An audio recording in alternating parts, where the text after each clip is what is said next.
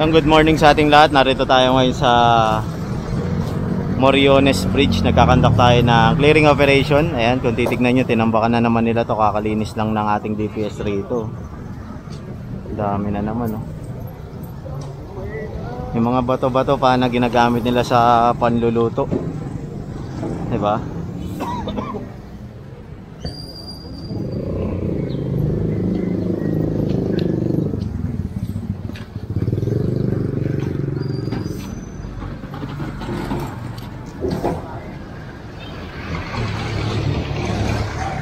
Talagang tinatambakan nila to.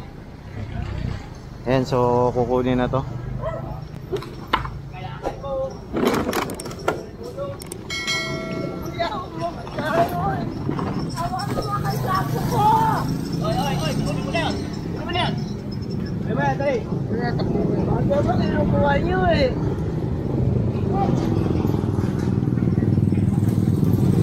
Kaya kasi kung titignan nyo, nakasagabal dito sa oras na ho kasi hindi nyo pa nililigpit. kalsada. Benta yan.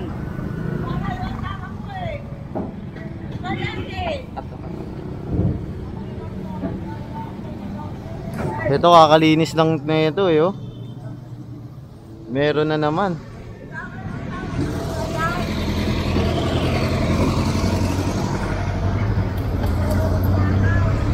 Ayan.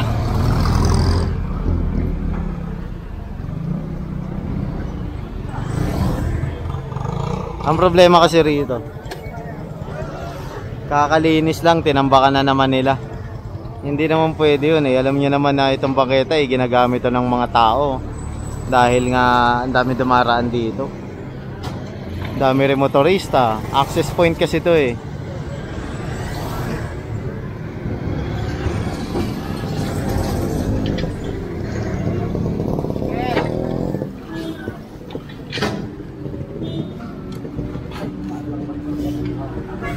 Ayan, so inaalis lang yung mga tinambak na naman rito. Masakay na sa truck. Tapos puproceed tayo.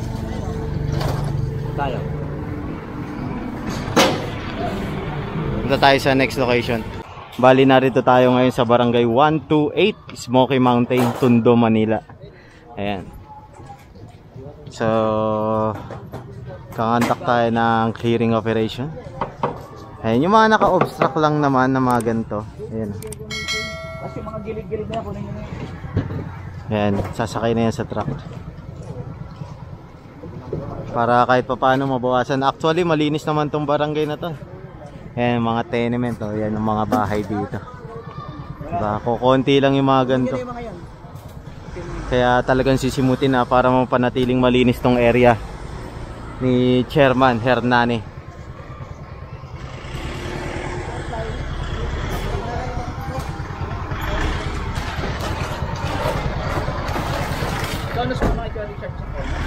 Dito tayo. Mainit.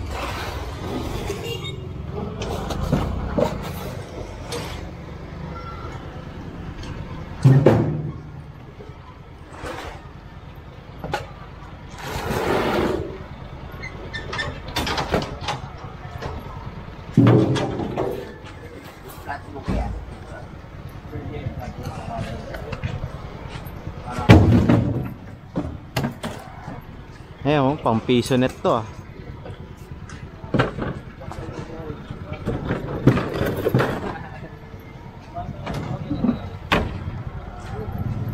Yung banda rin yung nakasakot. Dami-dami rin pala eh, oh. Ikutin natin tong barangay nila, Chairman. Ayan, para masigurado nating malinis at wala yung mga gantong kahoy-kahoy na nakatambak sa ano, sa kanilang barangay. Ayan.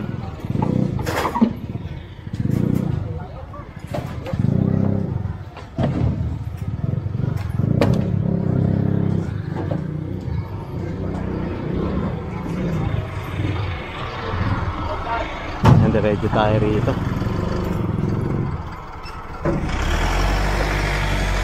Ayun pa pala, mayroon pa dun sa kabila.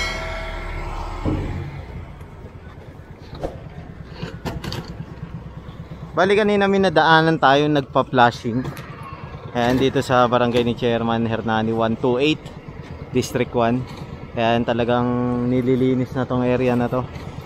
Kasi kung titignan natin, maganda na to oh. Diba? Ganda na siya oh. Kaya kailangan i-maintain to. Ayan. Maintain tong malinis. Although meron namang talagang may mga flaws. Ayan. Tulad niyan, yung mga ganyang basura. Kaya nagre-request ang barangay. 'Di ba? I-cleared yung area, yung mga kahoy-kahoy. 'Di ba? Tapos meron ring mag-ooperate na MTPB dito, ang pagkakalam ko, mamaya-maya. Manguhuli naman ng mga naka-illegal park, naka-double parking. Ayan, so may nakasabay kasi tayong MTPB kanina, yung motorcycle unit. Di lang natin alam kung anong oras.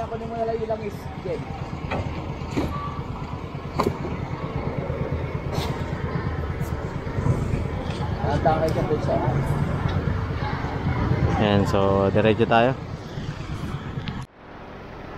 Ayun sila kuya, ilalabas yung mga ano nila dito, kahoy. Mas maganda yun kaysa itambaks dito. 'Di ba? At least makakakot na ng ating DPS.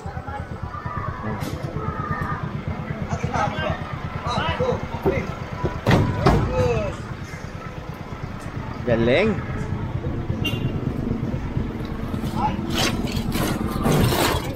Ito pa oh. Ang dami. Ayan, tulong-tulong. 'Di ba? Para malinis. Boss! Boss! Bilang boss! Okay. Pa, salamin, salamin.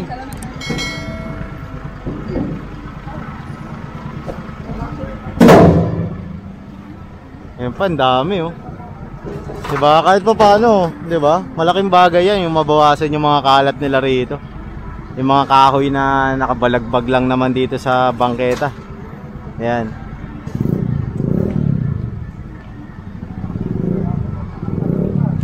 Tulong-tulong. Maganda.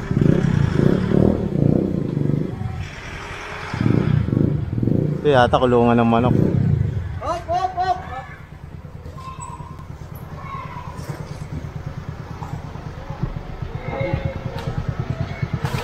Wala lang, meron pa.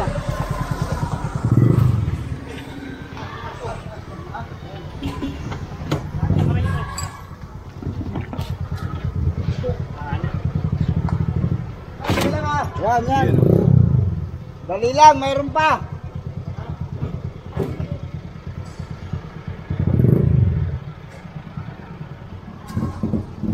Ayan, dami. Yan. So, puproceed tayo rito kay Boss Egay. Tingnan natin.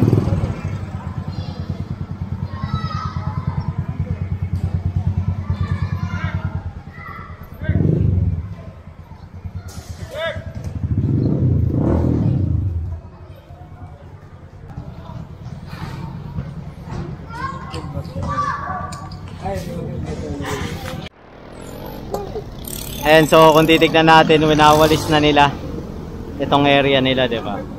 Ito maganda tong ginagawa nila dito.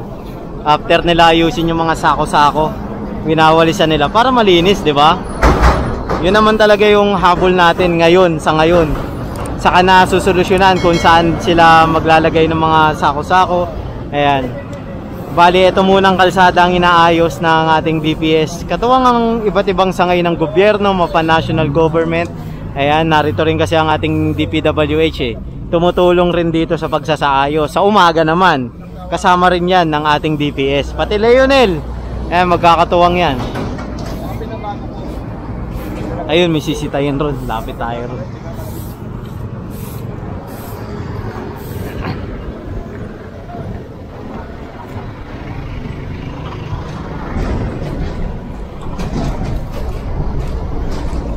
Dami.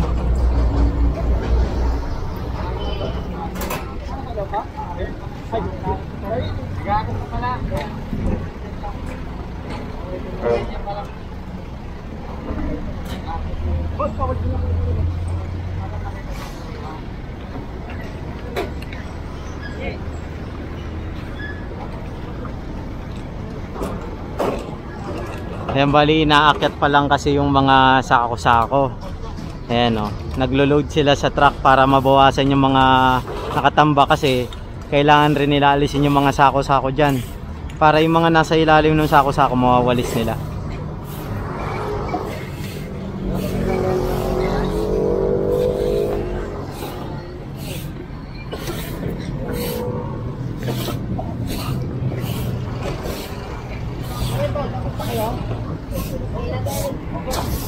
Magbebenta ka ba? Ano ka lang sa gilid?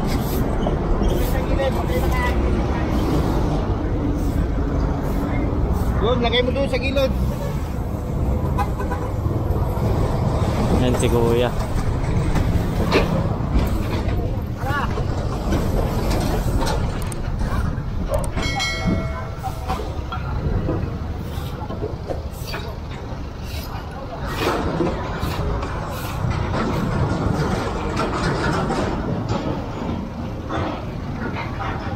Dito na tayo malapit na tayo sa Happy Land. Ito Happy Land na kasi to, hindi to sa part na to eh. Dito po yung Aroma sa kabila. Ayan, Aroma dyan. Sa may tulay. Dun banda sa tulay. Ayan.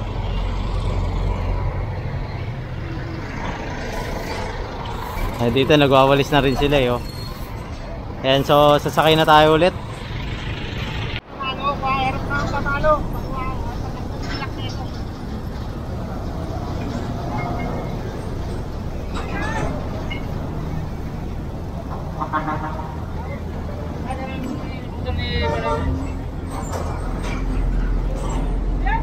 Kanino raw yan, kuya? Ah, sa loob. Para sa pasan din na rin yung natin kahit mo na kinukuha, di ba? Oo, pinapaano mo na sa loob.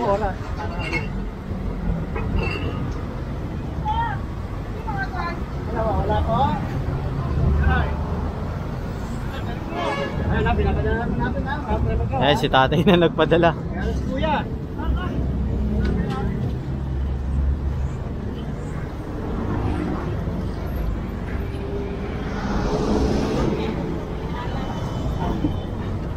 Ready na ba motor mo sa dam? Dalawa. Huwag kayo tali nyo, akin na, atakin ko. Balis ka. Ayan. Yung isang e-try kasi sira na eh. Wala nang magamit eh. Eh, itong isa nakakandado pala to. Ayan, bali tatanggalin na lang yung kandado.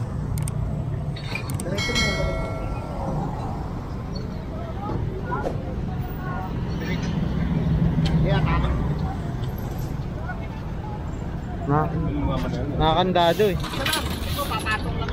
Angat mo ito, langat. Patong nyo dito, tali nyo sa likod sa akin yan. Yung dalawa na yan? Oo, kaya ko yan, agad yung motor ko eh. Pagkargada. Eh, kaya ng motor ni Jack yan.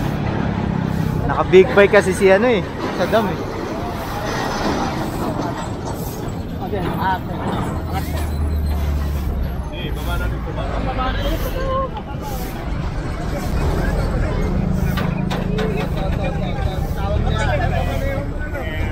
Mamaya mo na lang. Sakyan mo lang po. Sakyan mo lang po. Parating ko lang. Natanong namin na. Kanina pa po. Sabi mo na tayo. Sakyan mo na lang. Sakyan mo na lang. Sakyan mo na lang. Punanta siya. Huwag mo na lang. Hindi. Ito tayo sa pan mo dyan. Para mahina to.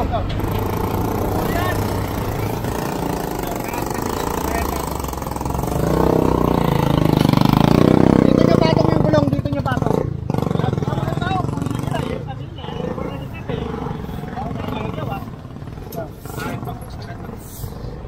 Bawal na kasi pumaraga yung ay nagsusulog. Tara, tara lang kayo.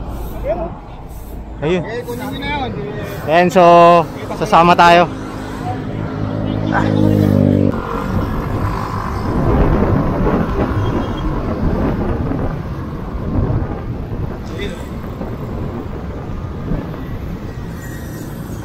Nakapayong pa, dalawa. Ayun.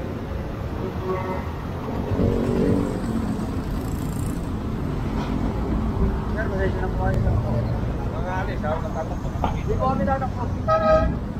Diyan po dito ko sa ano.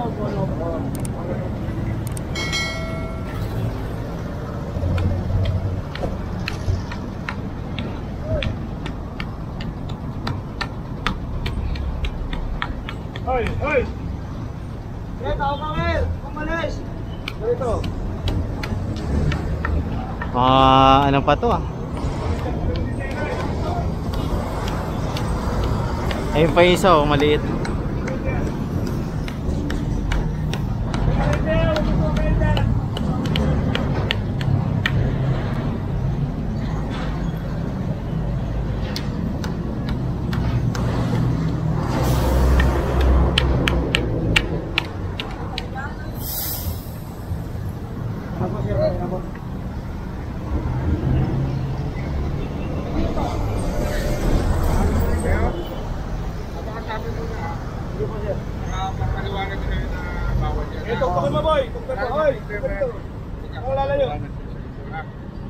Ilagay mo na sa sako. Ilagay mo sa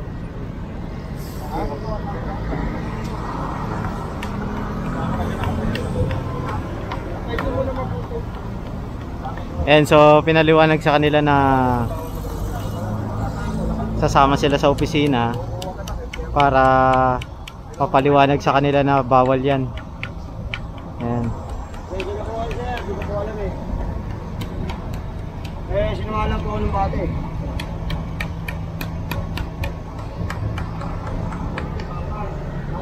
Pagtapon, mawalan. Pagkakita po naman po kami sir, natin sa namin stock na ano daw, correct. Bibigay rin po kami. Para pang-paliwanag yun,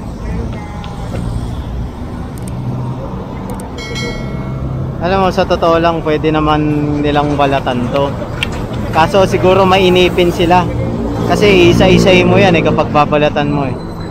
Ayan. Para hindi naman sila nakaka-perwisyo sa kalikasan, pwede naman balatan.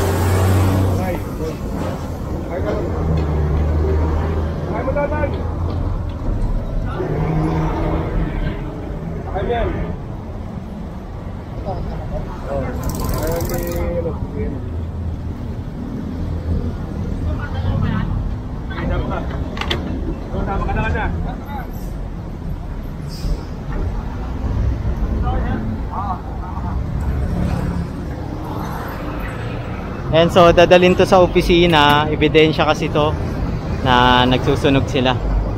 Ayan, mahigpit na ipinagbabawal kasi yan eh, yung pagsusunog dahil nga masama sa kalikasan. Tignan nyo, sa sobrang tagal ng mga nagsusunog rito, umitim na yung pader oh. Umitim. Ayan, so dediretso na tayo sa opisina.